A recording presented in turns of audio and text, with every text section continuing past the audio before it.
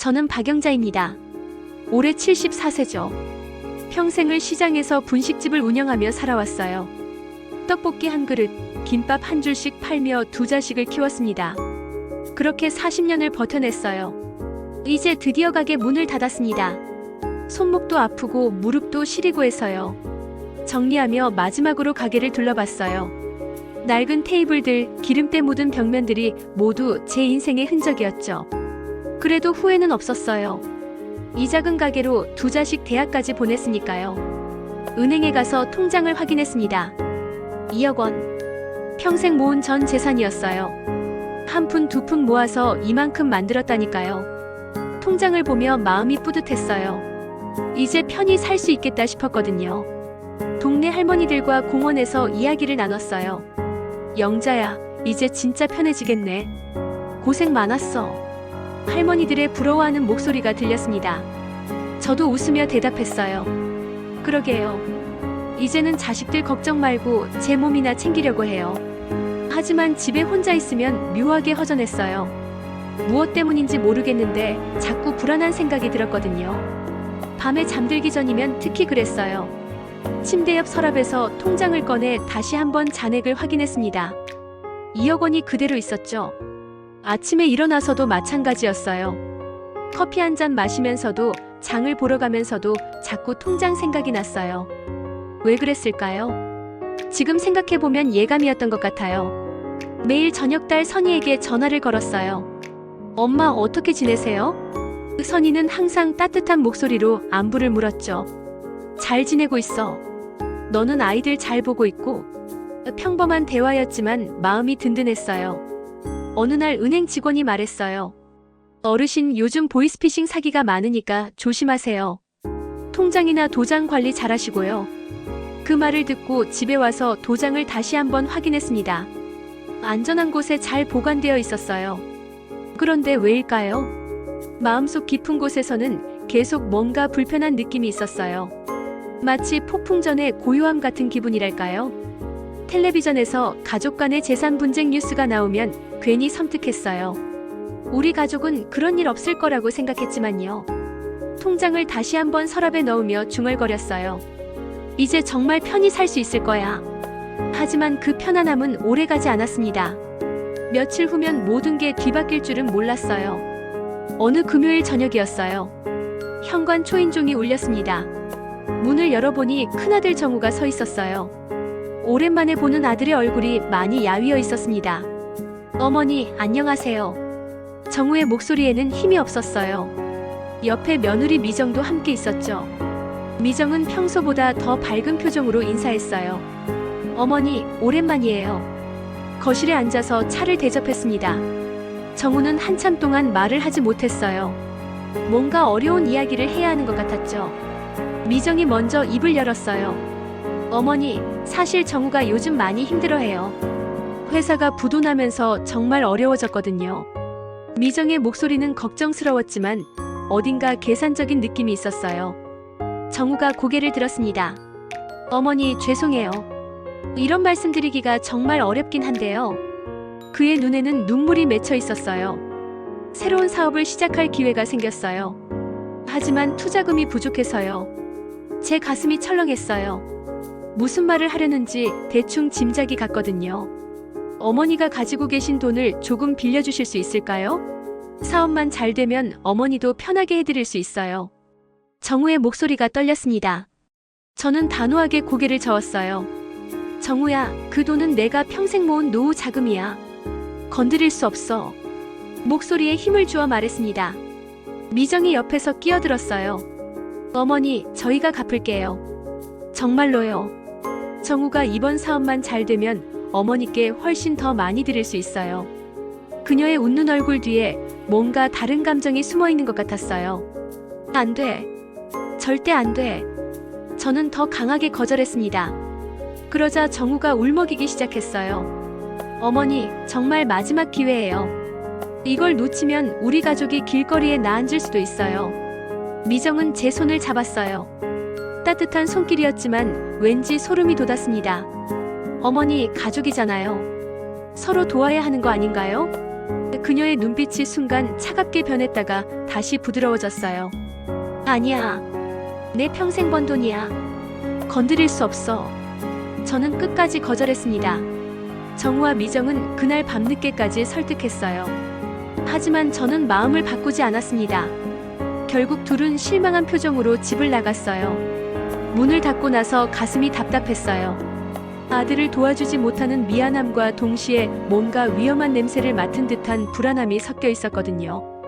특히 미정의 웃음 뒤에 숨겨진 차가운 눈빛이 계속 머릿속에 맴돌았어요.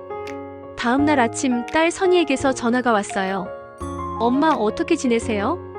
평소와 다름없는 안부 인사였죠. 선희야. 잘 지내고 있어. 하지만 제 목소리에는 어제 일로 인한 피곤함이 묻어났어요. 엄마 목소리가 이상한데 무슨 일 있어요? 역시 딸은 어머니 목소리만 들어도 알더라고요. 저는 어제 있었던 일을 선희에게 털어놓았습니다. 정우와 미정이 와서 돈을 빌려달라고 했던 이야기를요. 선희의 목소리가 단호해졌어요. 엄마 절대로 통장 건드리지 마세요. 요즘 사기도 많고 가족이라고 해서 방심하면 안 돼요. 그 돈은 엄마 노후 자금이에요. 그래 알고 있어. 나도 안 줄 생각이야. 저는 대답했지만 마음 한편으로는 아들이 걱정되기도 했어요. 엄마 정말 조심하세요. 통장이나 도장 절대로 다른 사람한테 맡기지 마시고요. 선희는 몇 번이나 당부했습니다. 전화를 끊고 나서 생각에 잠겼어요. 정우의 울먹이는 모습이 자꾸 떠올랐거든요. 아들이 그렇게 힘들어하는데 어머니로서 도와주지 못한다는 게 마음이 아팠어요. 며칠 후 미정이 혼자 찾아왔습니다. 손에는 과일 바구니를 들고 있었어요. 어머니, 저 혼자 왔어요. 정우는 일 보러 갔고요. 거실에 앉아서 이야기를 나눴어요. 미정은 평소보다 더 다정한 모습이었습니다. 어머니, 요즘 어떻게 지내세요? 혹시 어디 아픈 곳은 없으시고요? 아니야, 괜찮아. 저는 대답했지만 미정의 시선이 불편했어요. 그때 미정이 뜬금없는 말을 했어요. 어머니, 혹시 요즘 깜빡하시는 일이 있지 않나요? 나이가 드시니까 그럴 수도 있잖아요. 제가 놀라서 물었습니다. 무슨 소리야? 아, 그냥요. 어머니가 어제 같은 이야기를 몇 번이나 반복하셔서요. 혹시 치매 검사라도 받아보시는 게 어떨까 해서요. 미정의 목소리는 걱정스럽게 들렸지만 눈빛은 차가웠어요. 치매라니 무슨 소리야? 나 멀쩡해. 저는 화가 나서 목소리를 높였습니다. 물론 어머니는 괜찮으세요. 하지만 예방 차원에서 검사 한번 받아보시면 좋을 것 같아서요. 요즘 치매 환자들이 많다고 하니까요. 미정은 계속 치매 이야기를 했어요. 그 말을 들으니까 갑자기 불안해지더라고요. 혹시 내가 정말 깜빡하는 게 많아진 건 아닐까? 나도 모르게 같은 말을 반복한 건 아닐까? 미정이 일어나면서 말했어요. 어머니, 그래도 가족이니까 서로 도와야 하는 거 아닌가요? 정우가 정말 힘들어해요. 집에 혼자 남은 후 거울을 들여다봤어요. 늙은 제 얼굴이 보였습니다. 정말 치매가 오는 건 아닐까? 가끔 물건을 어디 뒀는지 까먹을 때가 있긴 했거든요. 그날 밤 잠을 잘 못 잤어요. 미정의 말이 계속 머릿속을 맴돌았습니다. 그리고 아들 정우의 힘든 모습도 자꾸 떠올랐어요. 어머니로서 정말 아무것도 해줄 수 없는 걸까? 일주일 후 저는 시장에 장을 보러 갔습니다.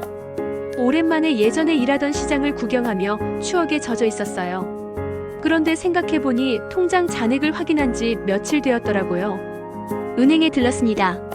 창고 직원에게 잔액 조회를 부탁했어요. 그런데 직원의 표정이 이상했어요. 어르신 확인해 드릴게요. 직원이 컴퓨터를 치더니 제게 통장을 건네주었습니다. 제가 통장을 보는 순간 머리가 하얘졌어요. 2억 원이 있어야 할 자리에 1억 5천만 원이 적혀 있었거든요. 5천만 원이 없어진 거였어요. 이게 뭐지?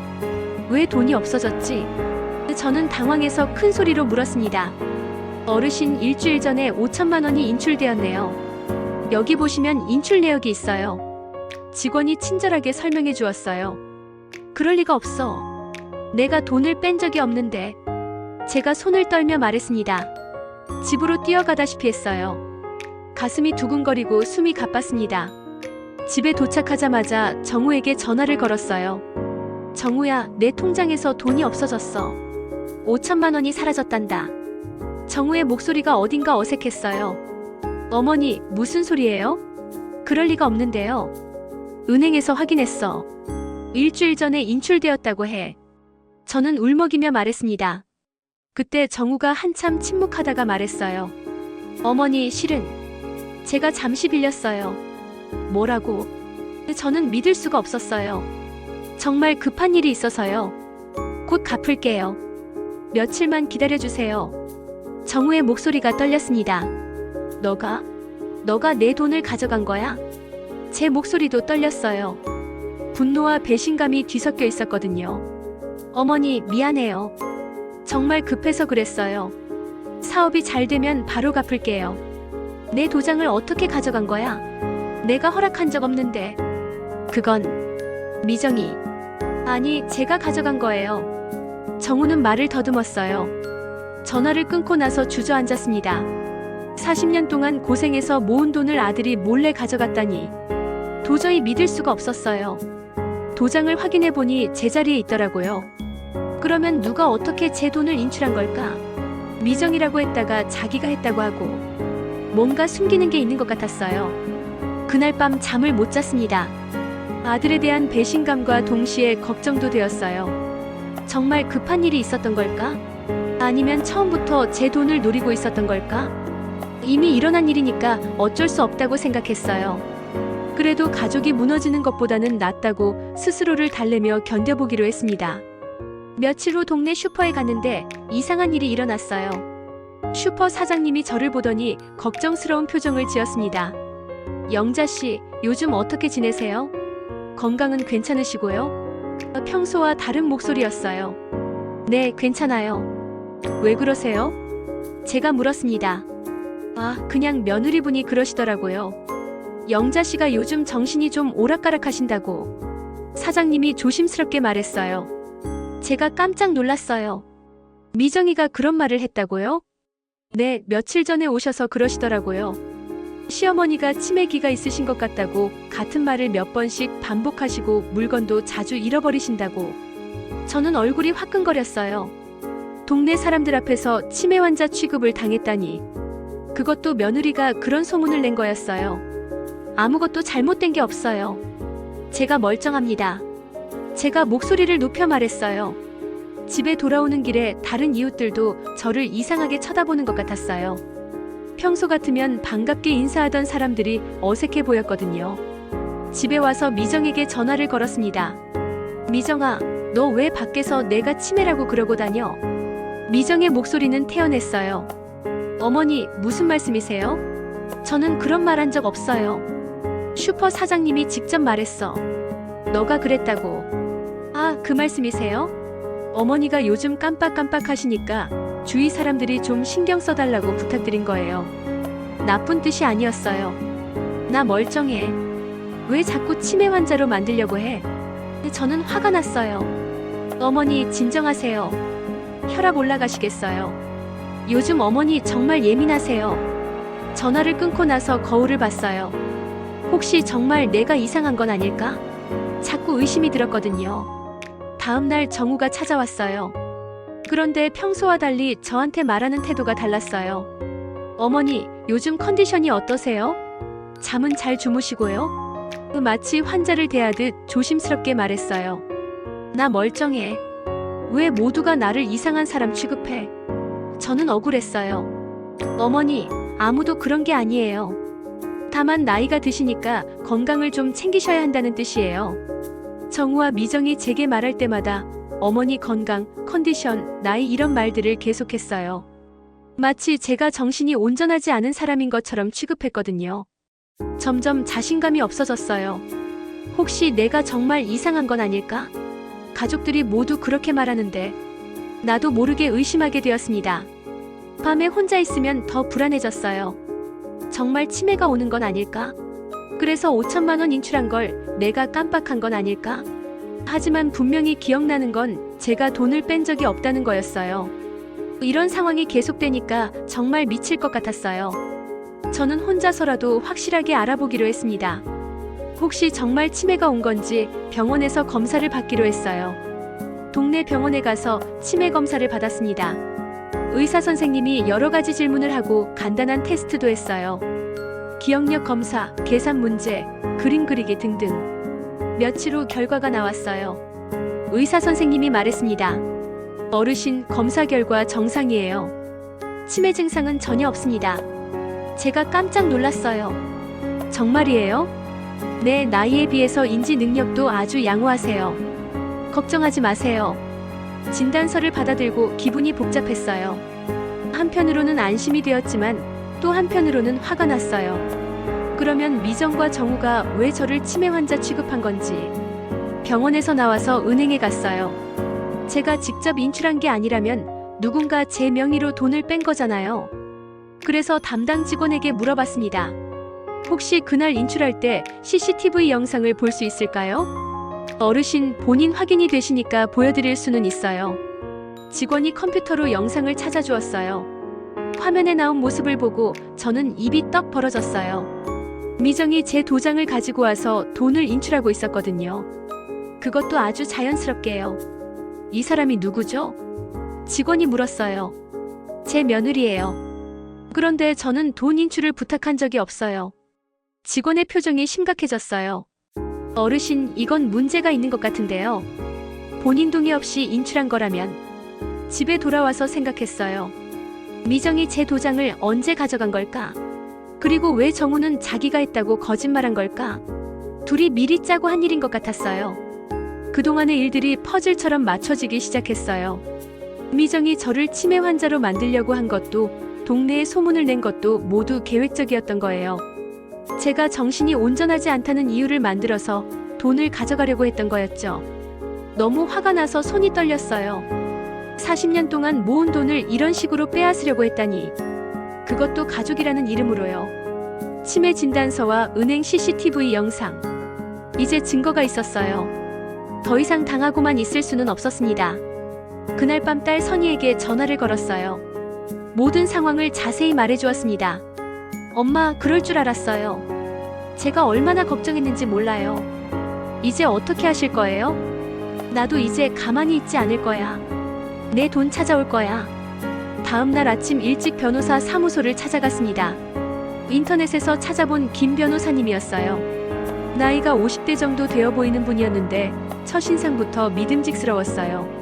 어르신, 무슨 일로 오셨나요? 김 변호사님이 친절하게 물었습니다. 저는 떨리는 목소리로 모든 상황을 설명했어요. 5천만 원이 사라진 일, 미정이 제 도장으로 돈을 인출한 일, 그리고 저를 치매 환자로 만들려고 한 일까지 전부 말씀드렸습니다. 증거가 있으신가요? 변호사님이 물었어요. 저는 가방에서 치매 진단서와 은행에서 받은 CCTV 사진을 꺼내 보여드렸습니다. 변호사님이 자세히 살펴보시더니 고개를 끄덕였어요. 어르신, 이건 명백한 재산 편취입니다.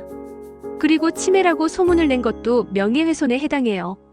변호사님의 목소리에 확신이 있었어요. 정말 법적으로 대응할 수 있을까요? 그 사람들이 제 가족인데. 저는 여전히 망설였어요. 어르신, 가족이라고 해서 범죄가 아닌 건 아닙니다. 오히려 더 큰 배신이죠. 충분히 승소할 수 있는 사건입니다. 김 변호사님은 앞으로의 절차를 자세히 설명해 주셨어요. 민사소송과 함께 형사고발도 가능하다고 했습니다. 처음에는 무서웠어요. 내가 정말 아들과 며느리를 법정에 세울 수 있을까?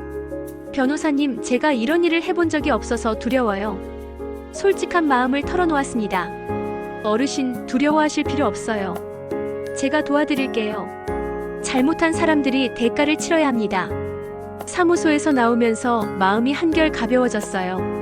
혼자서 끙끙 앓고 있을 때와는 달랐거든요. 이제 누군가 제 편에 서서 도와주는 사람이 있다는 생각이 들었어요. 집에 돌아와서 정우에게 전화를 걸었습니다. 이번에는 제가 먼저 말했어요. 정우야, 엄마가 변호사를 만나고 왔다. 변호사요? 왜요? 정우의 목소리가 당황스러웠어요. 내가 내 돈 가져간 일 때문이야. 그리고 미정이 나를 치매 환자로 만들려고 한 일도 다 안다. 어머니, 무슨 말씀이세요? 오해가 있는 것 같은데요. 오해가 아니야. 은행 CCTV에 다 나와 있어. 미정이가 내 도장으로 돈 빼는 장면 말이야. 정우가 한참 침묵했어요. 그러더니 급하게 말했습니다. 어머니, 잠깐만요. 제가 지금 가서 설명드릴게요. 설명할 거 없어. 이미 변호사님께 다 맡겼으니까. 그날 저녁 정우와 미정이 함께 찾아왔어요. 둘 다 표정이 어두웠습니다. 미정이 먼저 말했어요. 어머니, 정말 죄송해요. 제가 잘못했어요. 이제 와서 사과한다고 될 일이 아니야. 너희들이 한 일이 뭔지 알아? 제 목소리에 힘이 있었어요. 정우가 무릎을 꿇었습니다. 어머니, 정말 죄송해요. 저희가 너무 급해서 그랬어요. 돈은 꼭 갚을게요. 갚는다고? 언제? 어떻게?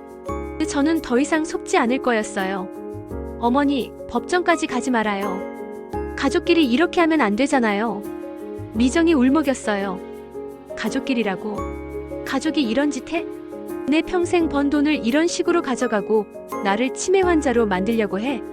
저는 더 이상 흔들리지 않았습니다. 이미 마음을 정했거든요. 몇 달 후 법정에 섰습니다. 처음 가보는 법정이라 떨렸지만 김 변호사님이 옆에서 힘을 주셨어요. 재판장에서 미정이 모든 사실을 인정했어요. 제 도장을 몰래 가져가서 돈을 인출한 것, 그리고 저를 치매 환자로 만들려고 동네에 소문을 낸 것까지 전부 자백했습니다. 피고인은 피해자의 신뢰를 악용하여 재산을 편취했고 허위 사실을 유포하여 명예를 훼손했습니다. 판사님이 엄숙하게 말씀하셨어요. 정우도 공범으로 인정되었어요. 비록 직접 돈을 가져가지는 않았지만 미정과 함께 계획을 세웠다는 게 밝혀졌거든요. 피고인들은 피해자에게 5천만 원을 즉시 배상하고 벌금형에 처한다. 판결이 내려지는 순간 가슴이 뛰었어요. 드디어 제 돈을 되찾은 거였어요. 그보다 더 중요한 건 제가 정신적으로 온전한 사람이라는 걸 공식적으로 인정받았다는 거였죠. 법정에서 나오면서 정우가 다가왔어요. 어머니, 정말 죄송해요. 용서해주세요. 용서는 시간이 필요해. 지금은 서로 거리를 두는 게 좋겠어. 저는 차가운 목소리로 말했습니다.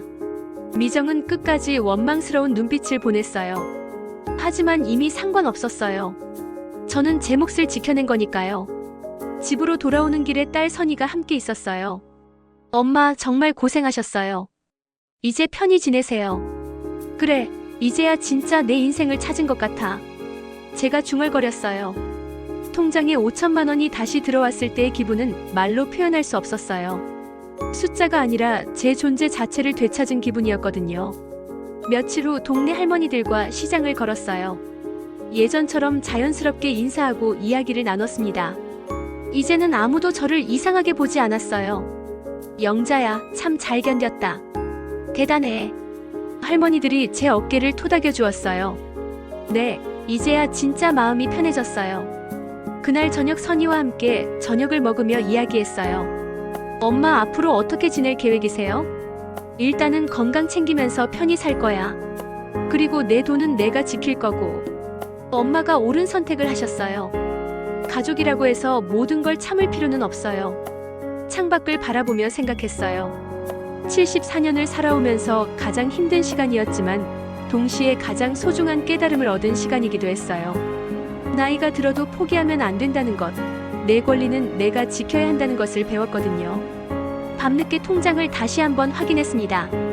2억 원이 고스란히 있었어요. 이제 진짜 안심이 되었습니다. 침대에 누우며 마지막으로 생각했어요. 박영자, 잘했어. 끝까지 포기하지 않아서 잘했어. 그리고 깊은 잠에 빠져들었습니다. 오랜만에 편안한 잠이었어요.